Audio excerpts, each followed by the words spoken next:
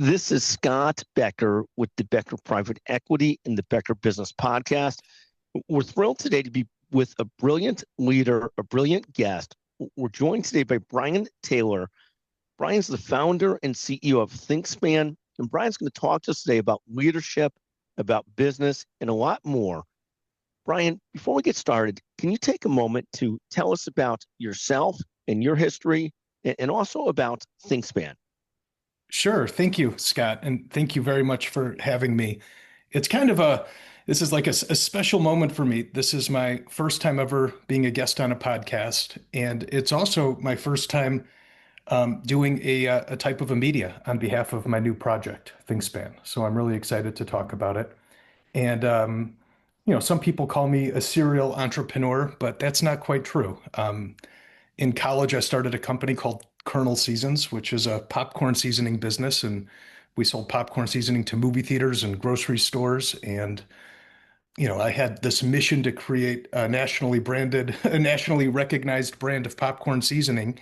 And when I sold the company, we were, I believe, the third largest brand of blended seasoning in the country, if you kind of factor out the McCormick. So we did a pretty decent job there. And I started kind of, looking into new projects. And, when my kids were born, I wanted to give them information.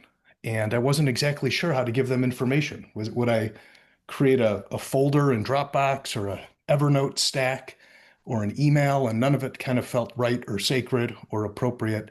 And it just got me thinking about information management. And as I started investing time in that, I decided to fully exit my previous business, Kernel Seasons, and take a voyage into a new industry and learn something new. I kind of fancy myself a permanent beginner. I love being in new positions and kind of navigating, brand new imaginative products. And that's what we've been working on for years. And what Thinkspan essentially is we're reimagining how people store their personal information. As we evaluated it, we realized that if you commonly structure information and create, in essence, a data fabric of shared information structures, a data model of the world, if you will, that enables us to create a completely private and intelligent, data fabric that lives on the device. And we have a whole bunch of patents that protect how this works.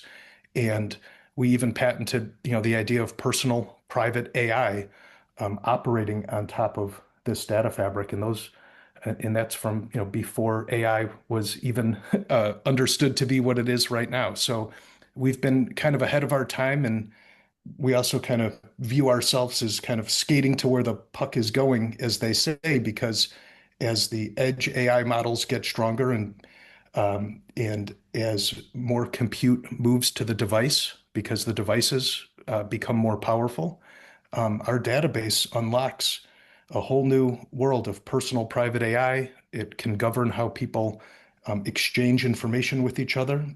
It operates as a totally private personal assistant. And to start, it's an all-in-one place to store your information. We're reimagining personal information management from a scattered collection of apps and portals and physical file folders to an all-in-one super app where your information is structured and connected. So it's a big idea, and we've been working on it for many years, and the product is in the market right now in a beta form. And we had a conversation with our team this morning because our retention is really good right now, and we're trying to make sure that we can even trust the numbers that we see. So we're really excited about where the business is at, and it's been certainly a fun journey. That's fascinating. And who are the customers for it? Is it individuals? Is it a consumer business, or is it a business to business business? Tell us a bit more about what that looks like. Yeah, to start, we're B2C, definitely. So a consumer can download our app Thinkspan, and right now it's like 40 plus apps in one, and within a year or two, it'll be hundreds, if not thousands of apps in one. However, part of our roadmap is to certainly include enterprise. We believe that Thinkspan can be a data fabric that governs how organizations actually connect with the consumer. It's almost as if it's one private AI connected to another private AI. And so for us, that, is both a revenue stream and a form of distribution of our product. I mean, that's fascinating. And all of us struggle with exactly what you're talking about. We've got passwords in one place. I mean, so much of it resides in our phone today, but we can never find it in our phone anyways as well. And then there's so much other information also out there that having it in one place more and more would be a fantastic thing. You could see this for,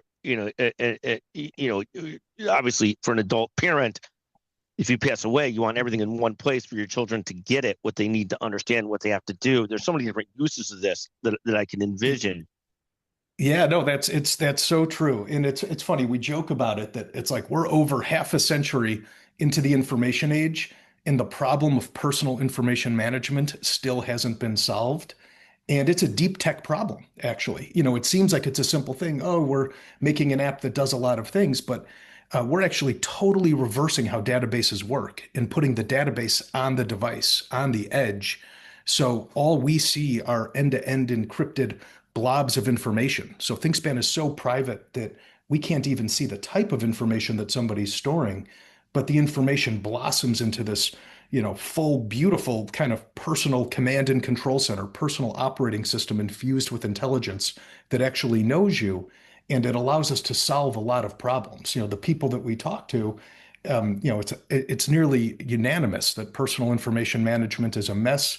People don't even believe us. One of the challenges of the business right now is, oh man, are you really secure?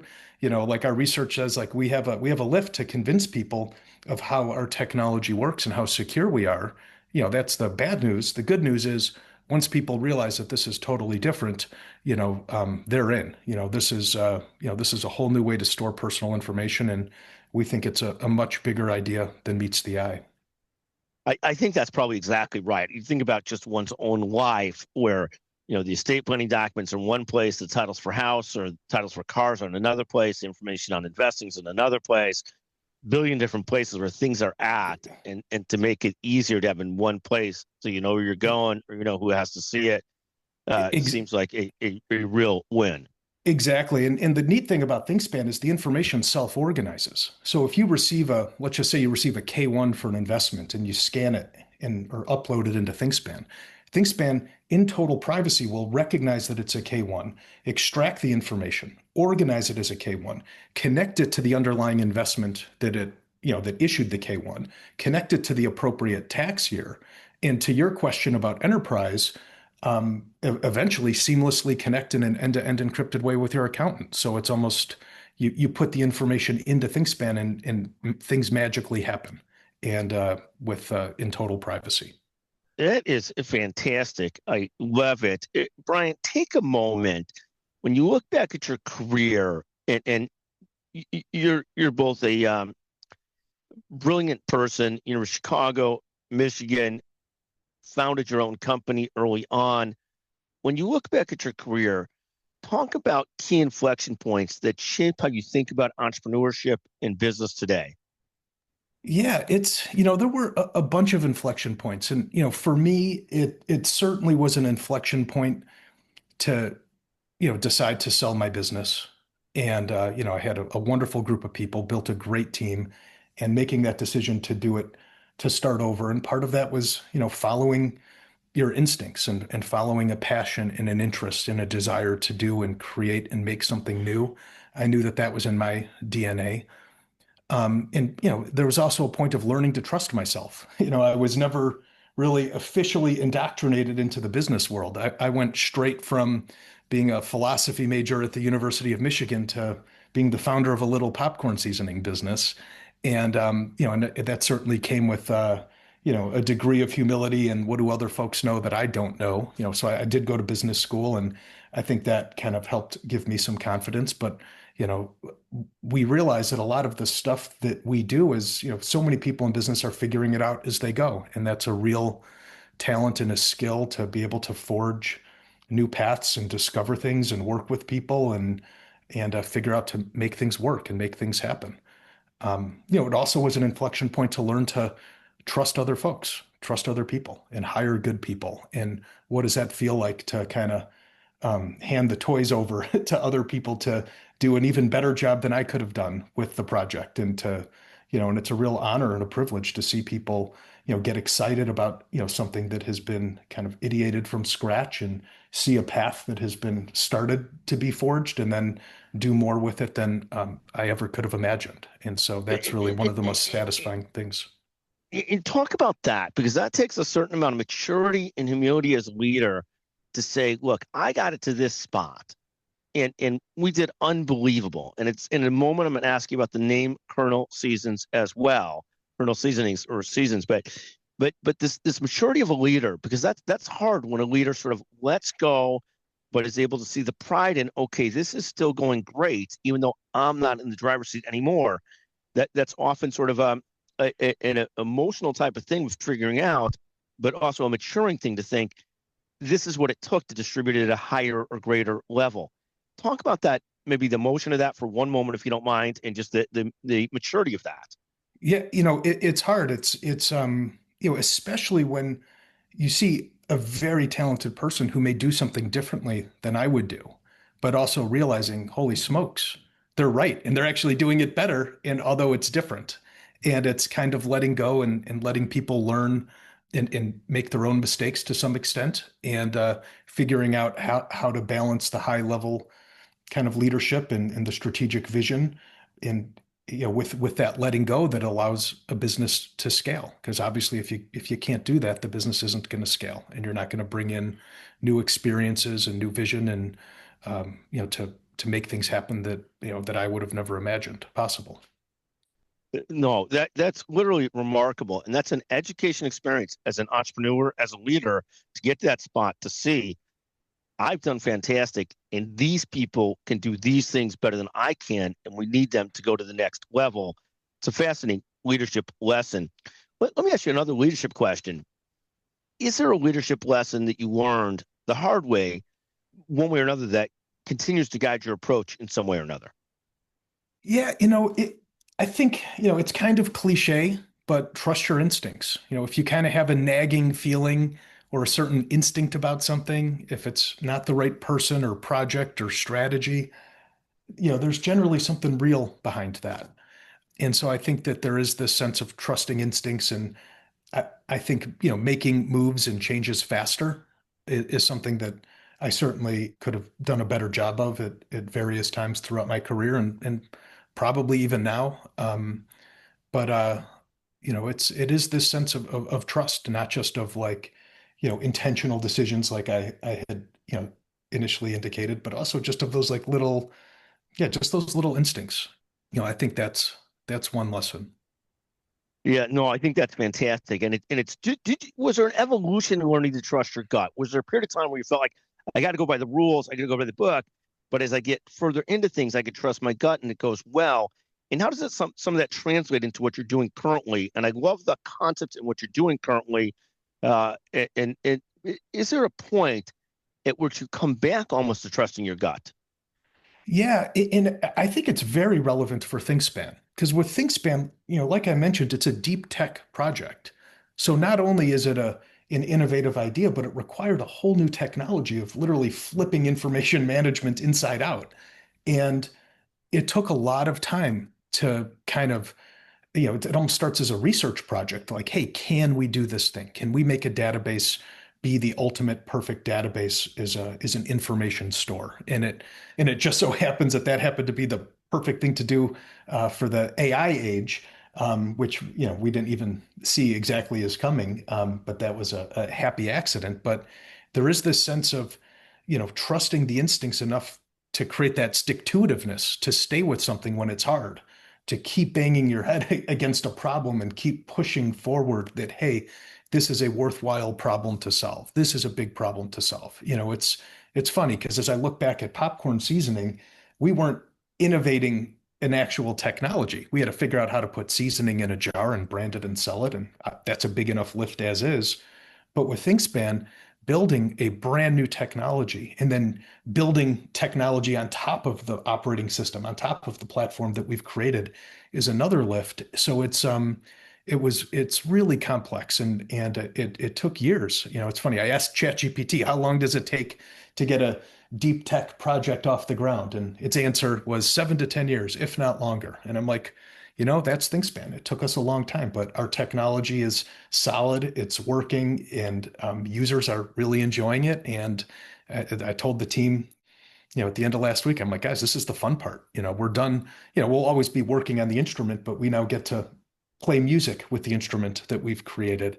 And we're getting, lots of positive feedback from users and suggestions. And it's kind of fun to kind of have this unveiling of the technology and be in a position where I'm talking on a podcast and promoting Thinkspan. I tell the team I'm a promoter at heart, and I'm excited to do that on behalf of the Thinkspan project. No, it's literally remarkable. And and where can people find the ThinkSpan product? Where can people learn more about it? Just I've got a number more questions for you, but I want to stop for a second and ask you to tell us about that. Yeah, so yeah, we have an app available, both on iOS and on Android. You can go to thinkspan.com and learn about the technology and some of the use cases.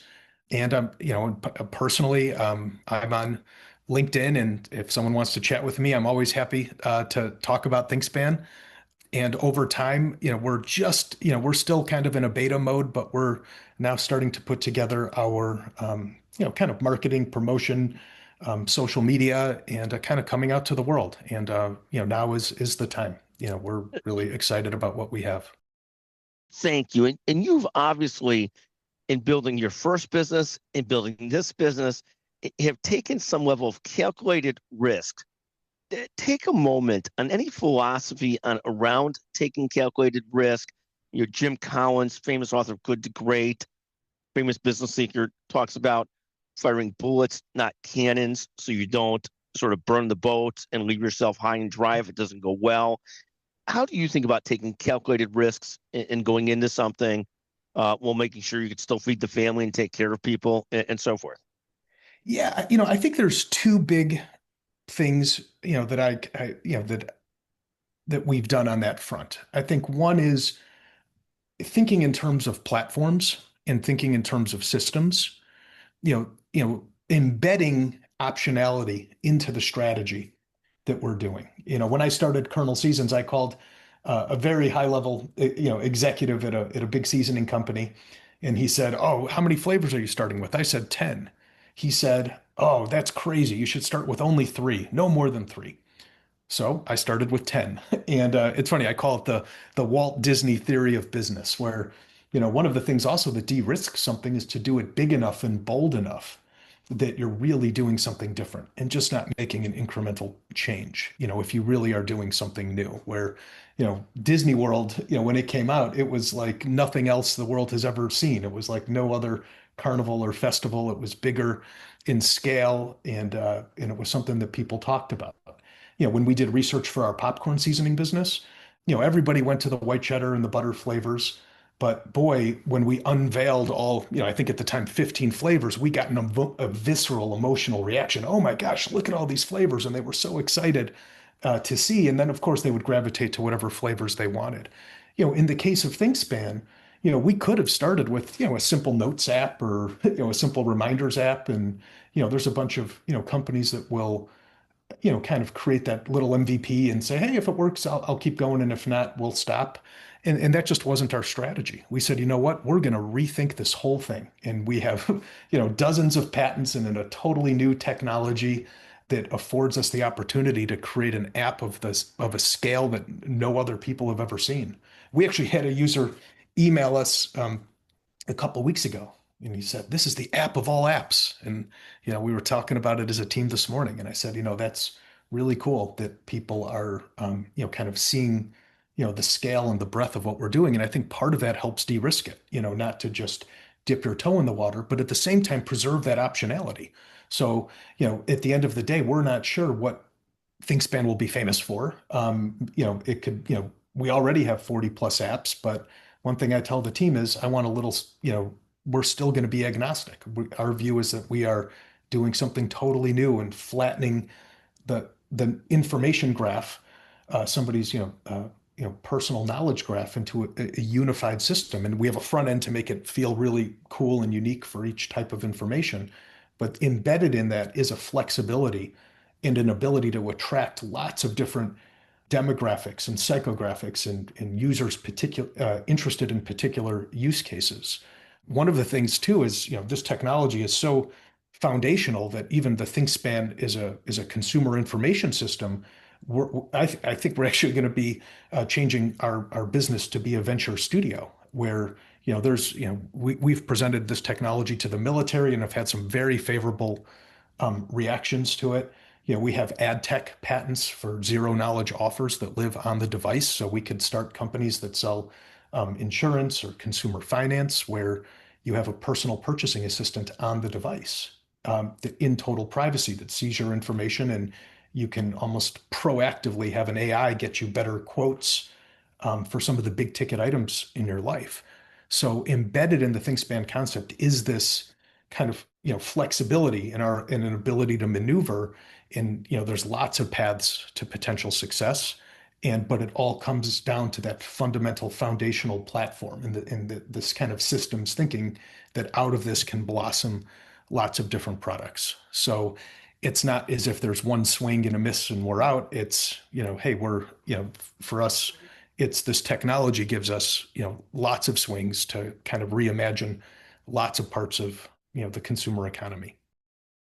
No, and we love that, and it's so lost on so many people. There's two or three things you said there that really resonate. One is whatever you're trying to do, you've got to be deep enough into it to really see if it could succeed or not. So if you take really little swings or really little incremental efforts, you don't really know if they have the opportunity to be great or not because you've not put enough into it. We used to say you got to dig 10 ditches before they start to dig themselves.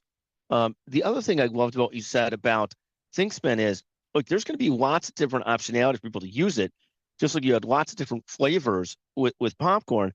And then you'll figure out over time, the market will tell you where the demand really is and where you're going to double down and triple down, because that's where the real mix is between what you're doing and the market wants and people want. I just love the business philosophy and the thinking. Take a second, Brian. You're obviously a pleasure to visit with. Talk about building culture and high performance teams and high trust teams and other things that work in building teams, particularly in a business like this. We've done some venture investing in tech companies. And I remember a conversation with one of the general partners of one of the funds at one point saying, think about this as a 10-year horizon, Scott, for this investment. And I'm already 60, so I felt like, oh my God, that's forever. But talk for a second about this concept of, not to date myself, but of keeping high performance teams together over a long runway and project and building trust and growing that culture. Yeah, I mean, I think one of the best things is to kind of promote from within, in really having teams over a long period of time. And I think just that time and the experience together builds trust. And obviously it starts with the people. You need autonomous, intrinsically motivated top performers who care very deeply about the business and understand that vision. And I think it's important to let people be themselves too, as part of that culture. I like to say in my businesses, it's like I want it to feel like we're friends on an adventure. So we're serious, but we're friends, and there's this sense of fun and exploration, and kind of operating in uncharted territories, and letting people be themselves, and kind of balance fun and seriousness. I'm a huge weirdo. I'm trying to be serious because this is my first time ever at a podcast, but we definitely don't feel like a stuffy environment, and at the same time, our team knows that we're dead serious and about the thing that we're building. So I think that there's just this balance that makes it feel fun, and it's also part of having a really big idea. Like when people see what we're building and they understand that this is something that will really positively affect people and change a very fundamental part of people's lives, which is how do they store and preserve and exchange the information that matters to them. It's a sacred, it's intellectually interesting. It's a sacred obligation. And I think the team feels that. truly remarkable. Talk about, Brian, as you head into 2026, and you're really moving more fastly to market as you keep on developing this. Um, what are you most focused on and excited about as you move into this next year? Yeah, like I said, I'm excited to play with the instrument that we've been building. We had a meeting on Monday morning with the team, and we were going through, kind of a roadmap of some of the upcoming stuff. And I made a point to illustrate to everybody the high fraction of things on our list of things to do that are informed by users giving us feedback. So, even though we've been heads down with a very opinionated view of how a new technology could operate, we're now at this point where we're getting feedback. And like I said, it's really positive. The retention is great. People like what we're doing and appreciate the privacy and appreciate the data structures, which is something that, we are actually hearing from our users. I like the more I use this, the more I appreciate how you guys do things. And I tell the team, I'm like, they're understanding that the data structures, and the connections and the intelligence that's embedded, kind of in the data fabric that we're creating. So, letting this thing, hit the world. And right now we're not trying to scale it. But, by all metrics right now, it certainly seems like there is a very deep, diverse well of interest in what we're doing, and that at the time of our choosing, we will be able to significantly scale the user base, and we're bringing users on very cost effectively, and we're retaining them, and that's the core of a business. So it's kind of, in some ways, it's almost business as usual, and letting the trajectory of what we're doing, continue. At the same time, we're also going to be looking, for the appropriate capital partners for the next phase of growth of the business, and it's going to be fun to, continue to build the team, and also continue to integrate the AI into Thinkspan. So right now, Thinkspan does not have the AI integrated for the consumers, but it's working on our in our staging environments, and we're working with a brilliant engineer on that right now, and it's going to be really exciting when people see, what happens when people can take their private information and have a private intelligence reason over it. And there's so many opportunities to create what feels like a totally different type of a personal assistant and a personal AI, because an AI that actually knows your information can actually help you in different ways than the traditional kind of chatbots do. Let me ask you two more questions, and I promise we'll let you go soon, Brian. But what a pleasure to visit with you and learn about what ThinkSpan is doing. Simply remarkable.